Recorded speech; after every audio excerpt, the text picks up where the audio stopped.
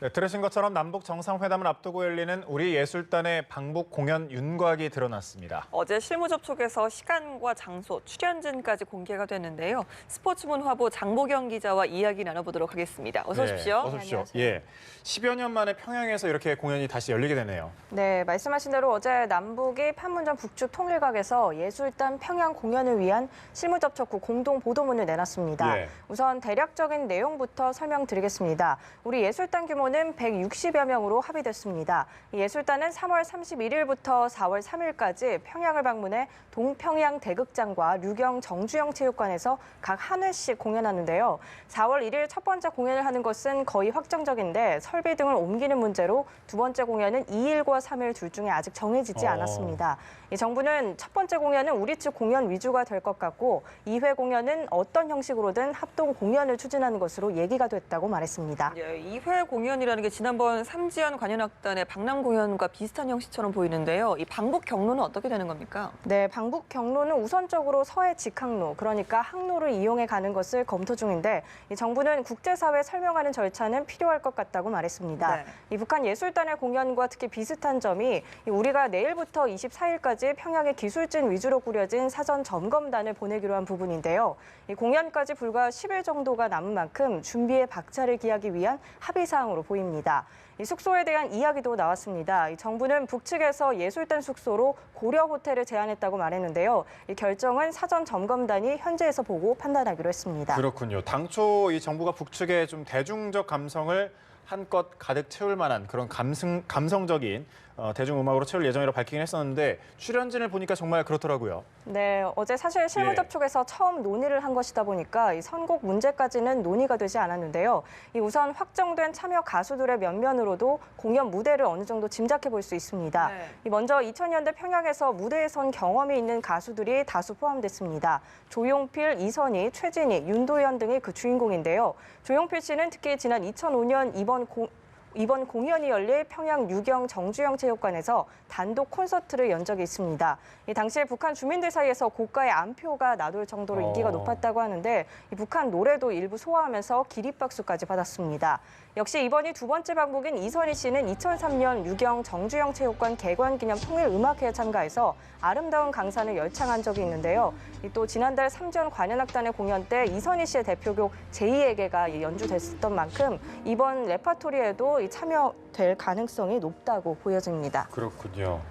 네, 최진희 씨는요, 1999년과 2002년에 이어 이번이 벌써 세 번째 방북 공연인데요. 네. 최진희 씨의 대표곡 이 사랑의 미로는 김정일 국방위원장의 애창곡으로도 알려져 있습니다. 이 윤도현 씨는 지난 2002년에 남한 록밴드로는 처음으로 북한 무대에 섰었는데요. 월드컵 응원가를 개사해서 불렀는데 이 공연 후에도 북한에서 인기를 누렸습니다. 예. 네, 아무래도 지난번에 공연을 한 적이 있다 보니까 좀 친숙한 부분에 좀 점수를 줘서 포함이 된 것 그렇죠. 같은데 뿐만 아니라 젊은 세대들이 선호할 만한 가수들도 포함이 됐다고요. 네, 인기 댄스 가수에서 이 발라드로 전향한 백지영 씨를 비롯해서 호소력 짙은 발라드 가수 정인, 알리 등 이 가창력이 돋보이는 이른바 실력파 가수들이 평양에 가는데요. 네. 또 눈에 띄는 점이 이 국내뿐 아니라 해외에서도 인기를 누르고 있는 최정상급 아이돌 그룹인 레드벨벳이 출연진에 포함됐습니다. 이 세계 시장에서 영향력이 커지고 있는 K-팝을 북한에 공식적으로 처음 소개하는 자리라고 할 수 있는데요.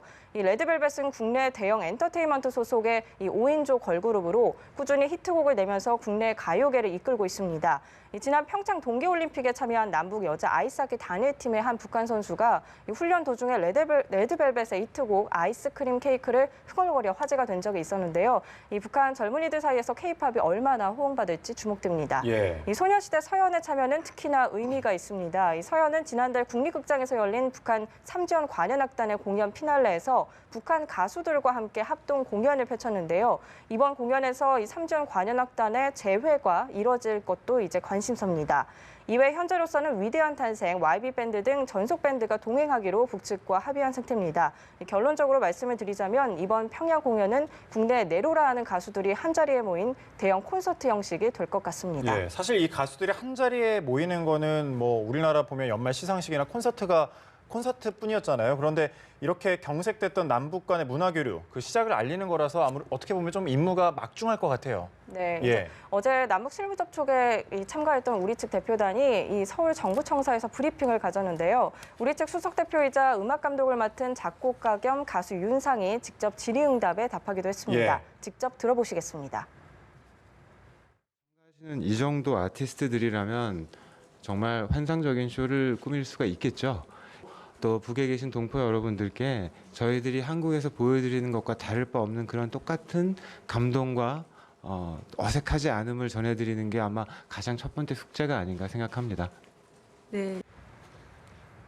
네, 들으신 것처럼 시간이 9일에서 열흘 정도밖에 남지 않았기 때문에 편곡 등을 고려하면 준비 기간이 촉박한 것은 사실입니다. 예. 우리 측 수석 대표인 윤상 씨는 이 선곡은 아직 확정되진 않았지만 북측과 최대한 불편 없이 질 좋은 공연을 할 수 있게 하게끔 우선적으로 시나리오를 짜는 것에 합의를 했다고 설명했는데요. 이 북측이 공동 공연을 재미있게 준비하자는 제안도 했다고 말했습니다. 이 현송월 단장은 특히 이 굉장한 책임감을 느끼고 자리에 함께한 것으로 받아들었다고도 밝혔습니다. 이 출연진 선정 기준에 대한 답변도 있었습니다. 윤상 씨는 이번 출연진이 북에서도 최고의 가수라는 명칭을 가지고 있을 만큼 이념과 체제에 관계없이 우리 가수의 아이콘으로 각인된 분들이 아닌가 싶다는 의견을 밝혔는데요. 그렇게 그 어느 때보다도 이 북에서 이 공연하는 예술단원들의 다양성이 더 주목을 받는 것 같다고 말했습니다. 예. 본인은 이번에 노래를 하지 않고요. 이 선후배들의 중간에서 잘 듣고 음악적으로 필요한 부분을 전달할 수 있는 역할을 하겠다고 말했습니다. 네.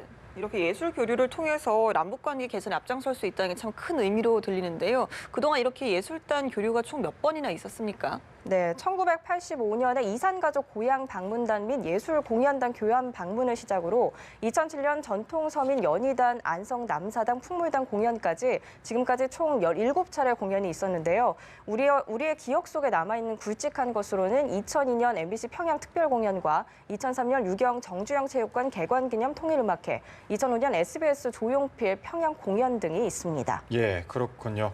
잘 들었습니다. 지금까지 스포츠문화부 장보경 기자와 함께 했습니다. 고맙습니다.